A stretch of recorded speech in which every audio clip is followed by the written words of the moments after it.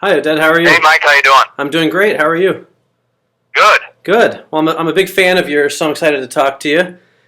Oh, thank you, Mike. That's very nice to hear. And my mom was actually born in Tel Aviv also, so I'm sure she'll be Oh, excited. cool. So let's talk about Super Hybrid a little bit. How did you get Sure. involved with the film? Sorry. How did you get involved with Super Hybrid? I was sent the script, and the script was at that point slightly different from what ended up being the final product. And when I went and met with Eric and Elizabeth and Oliver and the two producers and the director, and we had one of those great meetings when you meet friends, future friends that you will stay friends with forever. Right. And they were very open to suggestions on the script and so on. And we kind of, I kind of said, Oliver, I mean, I love you guys and so on. But this movie, it's a very specific movie. It's about a man eating car, and they go, yeah, we know, let's just have fun with it. And it was all right, and we did, and it's very much a genre movie. But I think for those who like the genre, hopefully it's fun. Absolutely. And yeah, so that's basically the history, and then we worked together on the script a little bit and made the character of Ray that I play a little more annoying, a little bit more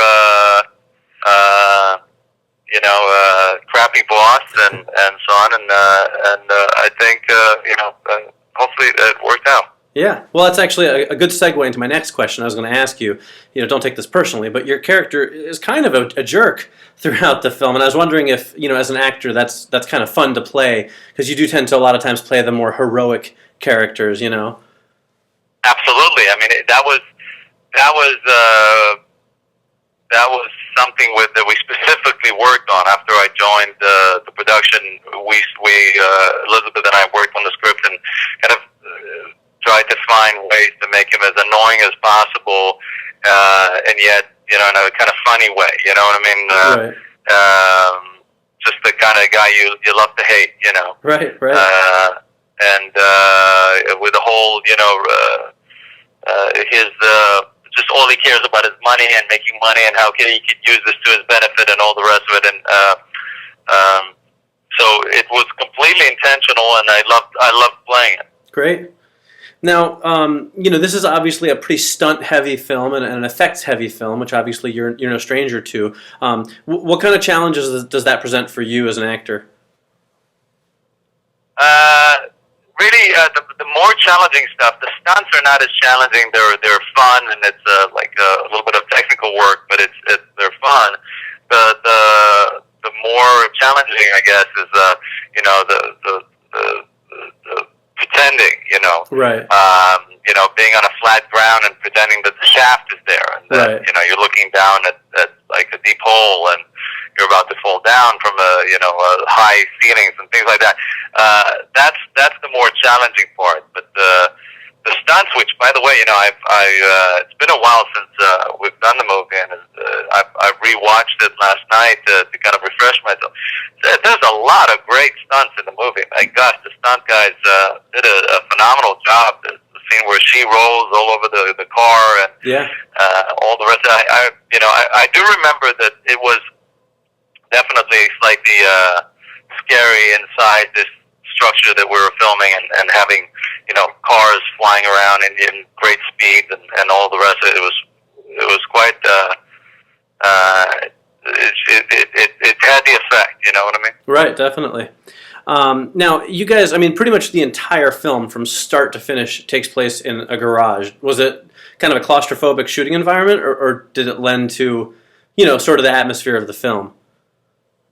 No, it was. I mean, it definitely was very claustrophobic, but I think that's what worked. That feeling that you're caged in and so on. It was weird, because we filmed in Regina, Canada, Mm-hmm. and when we started off the film, it was still snow outside and freezing cold, and then when we finished, it was summer, and we never knew the difference. We were always inside this dark building. Right. But it definitely worked for the film, and for the running the vehicles inside and the motorcycles and all of that. It was, I think that worked. Right. And I wanted to ask you about a few other roles and things that you do. Like, you do a lot of voice acting. I don't know if a lot of people know that, in addition to your on-camera acting. What do you like about doing voice acting compared to on-camera? I love it. I absolutely love it. I think I love it because there's something, the things that I don't like about camera work is all that it takes to make you look good. Right. All the trying out 150 costumes and the makeup and the dyeing your hair and not dyeing your hair and getting your hair cut and putting on all the stuff every morning. I just hate all of that stuff. Where of course voiceovers, you don't have to do any of it. Right. And there's something to the art of using your voice, which I love. Being able to create that reality just with your voice it's a wonderful, wonderful way of doing it. And mostly the people that do it usually are just actors and writers and producers and everybody that really love what they do, because there's very little money in it. Right. So the benefits are not as high as anything else, but it's a group of us that are we kind of geek out. You know what I mean? Yep, definitely.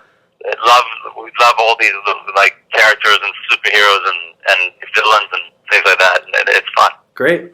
Now, going back a bit, obviously the Mummy was your first major role in a film, and it turned into this huge worldwide phenomenon. What did you kind of take away from those films, besides obviously kind of launching your career? What do you remember most about the experience? They were just fun. I mean, I was scared to death on the first one. Right. 5 days in, I think I was convinced that I'm getting fired.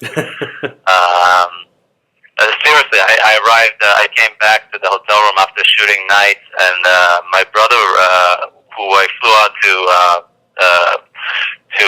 Morocco, was there, and I told him that's it. They hate me. I'm getting fired. They're killing my character off right away. I don't know what it was. And he just basically told me to shut up and go to bed, and that I'm ridiculous. And of course, 2 days later, Steve Summers comes over and says, everybody likes Oded Fehr. I'm adding a scene at the end that he comes back. So right. If there's a sequel, that he comes back. And so that was really cool. But I was scared to death during the first one. But they were a lot of fun. It was just a lot of fun to film. It was just we're just great bunch of people and just having a blast. Sure. So what role do you get recognized on the street for the most? Is it the Mummy? Is it Deuce Bigalow? Or is it something else? It's all different. It's funny. It's all different. I get now a lot for Covert Affairs. I do reoccurring on Covert Affairs on USA. Yep. So I get a lot for that.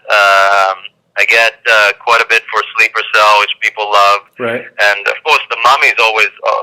I guess the Mummy's probably the most prominent because that's just everywhere. It's all on all the time on right. TV and everything. So I think it all depends on how long my beard is or not. You know what I mean? Right. That really makes a difference. It's funny. That really makes a difference is how long my beard is or not. That's funny. All right, well, I know we're running out of time, so one more question for you. What is something you would like the world to know about you that they might not already know? Oh, geez, I don't know. I have no idea. All right. Just a regular schmo. I don't know.